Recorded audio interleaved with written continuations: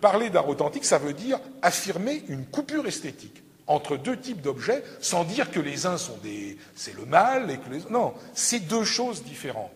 Moi, je dirais, vous parliez vous de pratique artistique. Moi, je parlerais aussi de recherche artistique.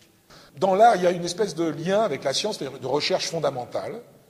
Dans la publicité, il peut y avoir une recherche appliquée, comme pour les voitures, etc. Bon, mais souvent, quand on regarde avec un décalage dans le temps, il faut aux chaussettes Kindy, alors je vais prendre un exemple qui n'est absolument pas d'ordinaire, parce que c'est cinématographique, 40 ou 50 ans pour digérer le pré-générique qui d'ailleurs avait été imposé à Godard par ses producteurs dans Le Mépris, là où il montre Brigitte Bardot a pu, puisqu'il l'avait pas prévu et qu'on lui a imposé. Pareil, Magritte, il faut, avant que Dalida fasse une publicité sur un aérosol qui permet tout d'un coup de rappeler les tableaux de Magritte, pauvre Magritte, hein, sauf que il faut 30-40 ans. Donc il y a toujours un décalage, parce que les publicitaires sont des gens hautement cultivés, qui vont dans les expos. On pourrait montrer que dans un domaine qui m'est plus proche, le cinéma, vous avez un lien très fort à la cinéphilie. Tarantino, que je déteste pas, est quelqu'un de très cinéphile qui connaît le cinéma. Spielberg, qui est lié au nouveau capitalisme hollywoodien, a rendu des hommages appuyés à quelqu'un comme François Truffaut. Alors je ne sais pas si je réponds à votre question un petit peu dans ma trahison honnête. Sur la notion de communication de masse, parce qu'on a souvent dit Adorno est périmé parce qu'il traite de la période de communication de masse, or nous n'y sommes plus. Non, il parle de l'individualisation, de l'individuation des produits. Il avait déjà anticipé l'idée des fameuses niches marketing.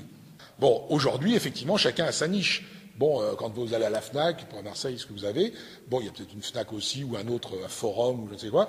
Bon, c'est amusant de voir les gens regarder par-dessus leur épaule, moi ça m'amuse toujours, avec un air de mépris, parce que là, pour le coup, eux, ils reprennent à leur compte, dans les industries culturelles, cette notion d'art authentique. Moi, les disques que j'aime, les sous-niches que je prends, c'est la bonne. Donc, l'industrie culturelle, c'est de plus en plus se diversifier, et alors si on va jusqu'au bout avec Google et compagnie, là c'est encore pire, puisqu'on arrive à faire votre profil et à vous proposer sur la colonne de droite les produits musicaux, culturels ou autres qui vous correspondent directement à vous, individu. Mais ça, contrairement à ce qu'on a dit, Adorno l'avait déjà pensé. Pardon ? Oui, toujours, Adorno a toujours défendu la modernité. Bon, écoutez, de musique, la modernité de son temps, c'est l'élève d'Alban Berg, musicien contemporain. Il est l'élève d'Alban Berg et il n'a de cesse, il a écrit un bouquin sur Schoenberg. Donc, il défend la modernité et puis en même temps, bien entendu, il y a cette dialectique un peu entre modernité, fausse modernité. Oui, il n'est pas passéiste. Alors là, si on prend le texte qu'il a écrit sur Huxley, il dit Huxley a 50% raison sur le constat. Mais il dit, je ne suis pas d'accord sur un point.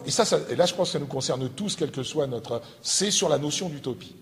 Le grand livre qu'a lu Adorno quand il était jeune, qui l'a formé, c'est un livre d'Ernst Bloch, je crois que ça s'appelle La fonction de l'utopie. Et il y a chez Adorno cette idée qu'effectivement, bon, en gros, ce qu'il appelle, intraduisible encore, il y a l'Enkunstung de l'art, excusez-moi. Bon, l'Enkunstung de l'art, c'est-à-dire la perte par l'art de son caractère artistique.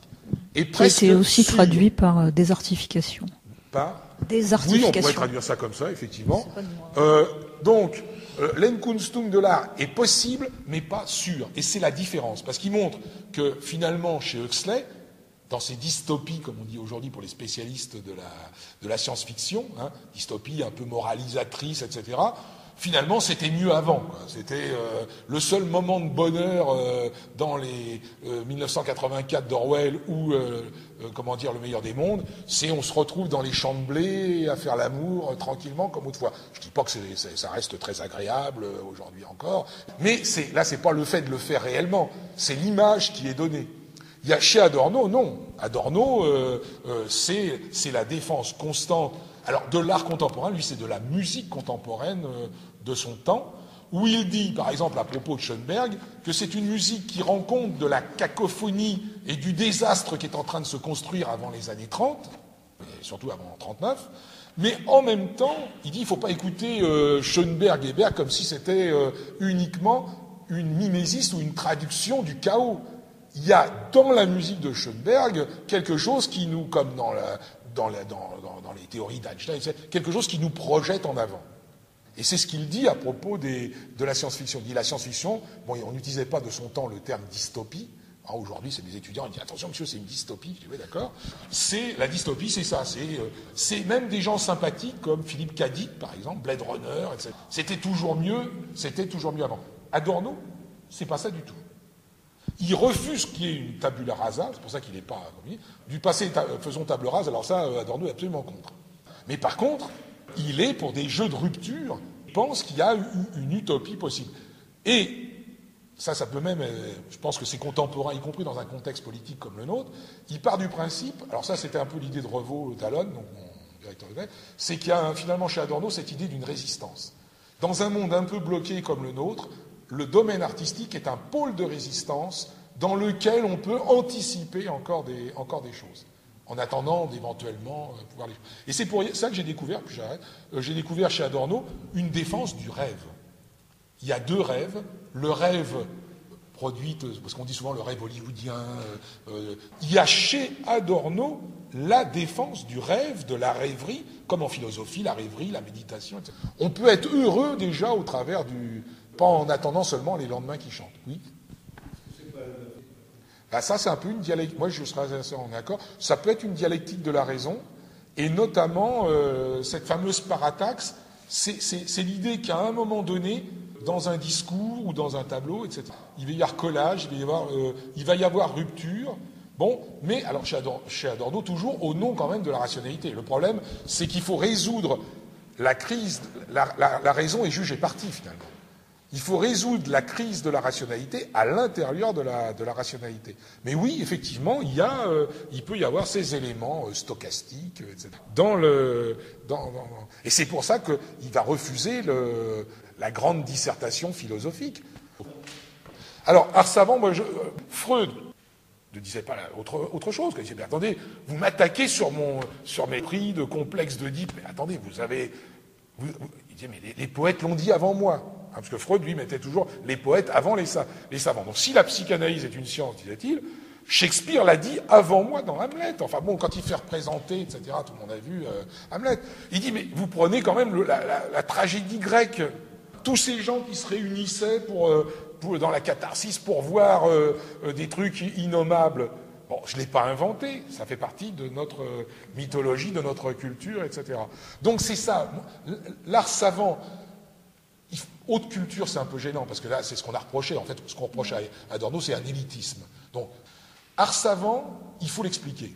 Alors moi, j'aurais tendance à l'expliquer en disant ça. C'est-à-dire, il y a un lien, toujours le bien, le beau, le vrai, il y a un lien avec la science. Et comme disait Hegel, il y a quelque chose à voir dans l'art, mais c'est pas le réduire uniquement à ça, avec la vérité.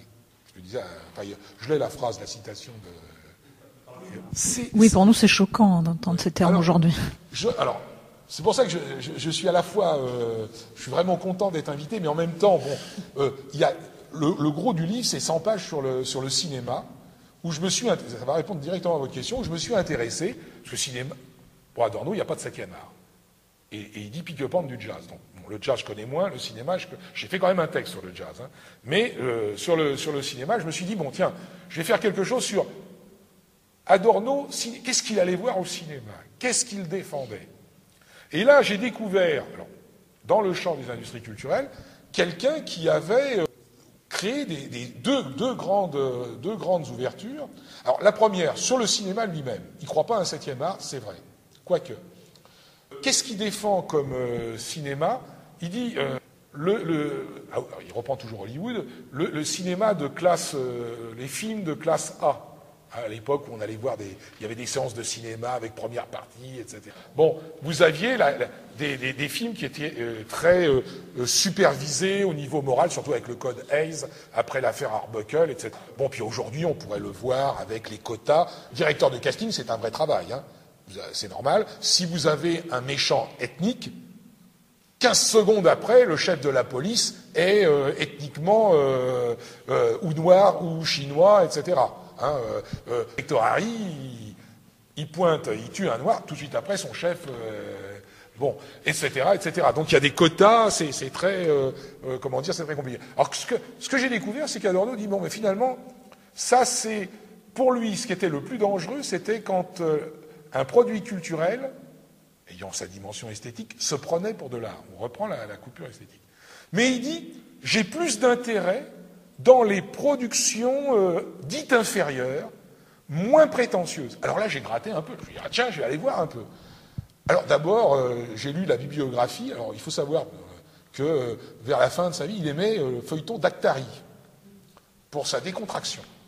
Donc il disait, vous ne me dérangez pas. Donc pas du tout cette espèce de prof allemand un peu, vous voyez...